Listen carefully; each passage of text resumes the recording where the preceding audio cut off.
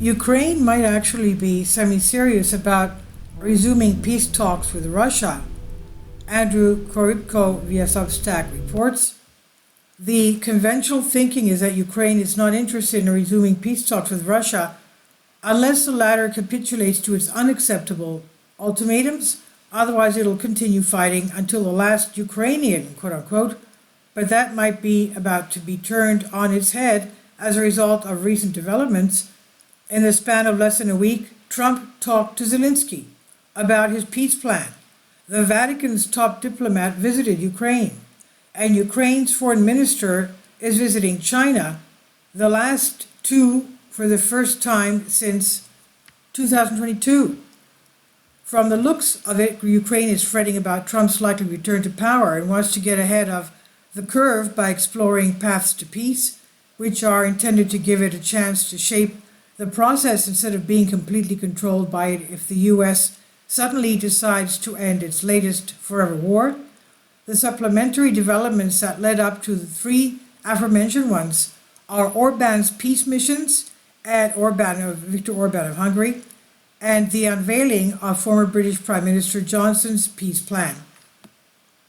Regarding the first of these two, this saw the Hungarian leader travel to Kiev, Moscow, Beijing, DC, Mar-a-Lago, after which he recommended in a report to the European Union that their bloc explores the modalities of the next peace conference with China and resume dialogue with Russia.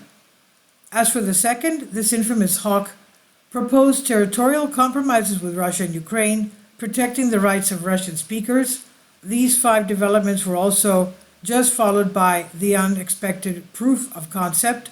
It was announced on Tuesday that 14 Palestinian factions signed the Beijing declaration that they'll end the years-long divisions between Hamas and Fatah, thus showing that lightning does indeed strike twice after China brokered the Iran-Saudi rapprochement last year.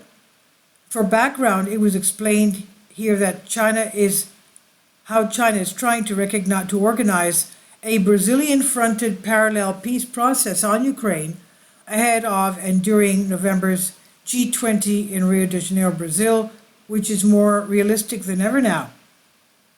To explain, Zelensky read the writing on the wall over the past few weeks about Biden's inevitable departure from the campaign, especially after Trump's famous fist pump picture that followed his miraculous survival in an assassination attempt earlier this month turned him into a hero.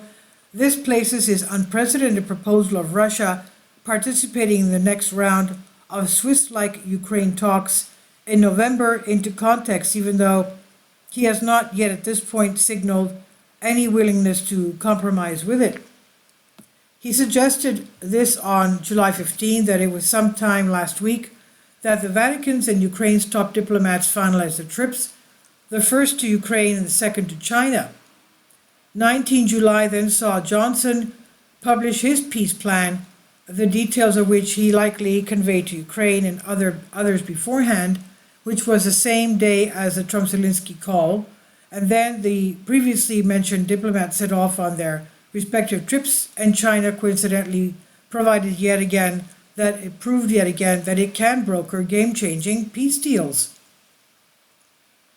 The European Union disavowed Orban's peace mission and associated reports, yet the visit of the Vatican's top diplomat to Ukraine hints that they might be relying on the Holy See of the Vatican as a back channel for finding out whether the political fallout from Biden's disastrous debate with Trump changed Zelensky's views. After all, Orban visited Kiev less than a week afterwards, when it was not yet clear what its full implications would be, so it's sensible to dispatch someone else a few weeks later to follow up on everything. Zelensky's unprecedented proposal last week for Russia to participate in the next round of Swiss-like Ukraine talks in November showed the world that he's becoming more flexible, at least in his rhetoric, thus paving the way for the Vatican's top diplomat to visit Kiev and for his own such one to visit Beijing, China. Johnson's peace plan also contained some carrots in it for Russia, pertaining to its return to the G7 and the resumption of its partnership with NATO, which Trump may or may not have discussed with Zelensky. The last part remains unclear, since Johnson noted in his op-ed that he talked about the conflict with Trump, but clarified that the views expressed therein are his own, and claimed that he supposedly does not know how the former American leader might try to resolve this conflict if he's reelected. Nevertheless, it's more likely than not that Johnson sought to informally float at least some of Trump's proposals in his piece, with the former promoting them before the public and the latter before Zelensky. Trump considers China to be the U.S. systemic rival, so he does not want it to play any role in the peace process, yet Zelensky just dispatched his top diplomat to Beijing regardless, which is intended to gain negotiation leverage with the U.S.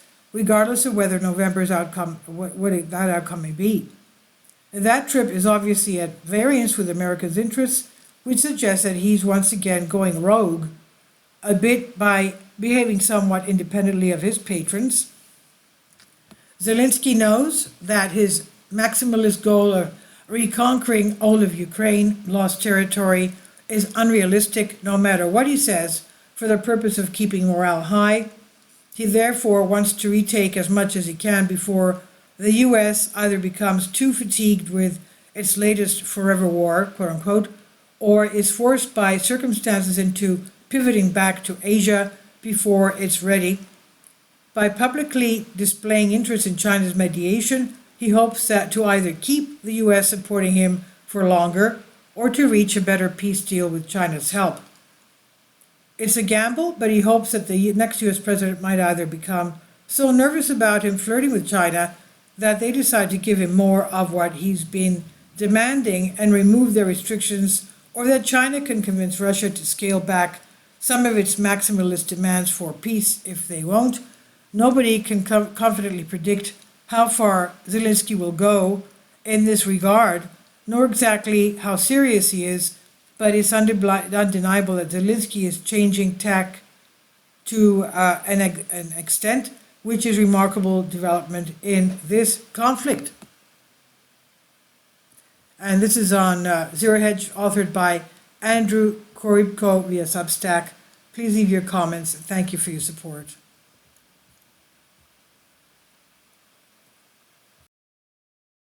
Support my Patreon account. The daily posts are 5 videos daily, and they are totally different from what I have on my YouTube channel. Thank you so much for your support and that you find all my content so interesting. You'll find the Patreon account details in the description box below.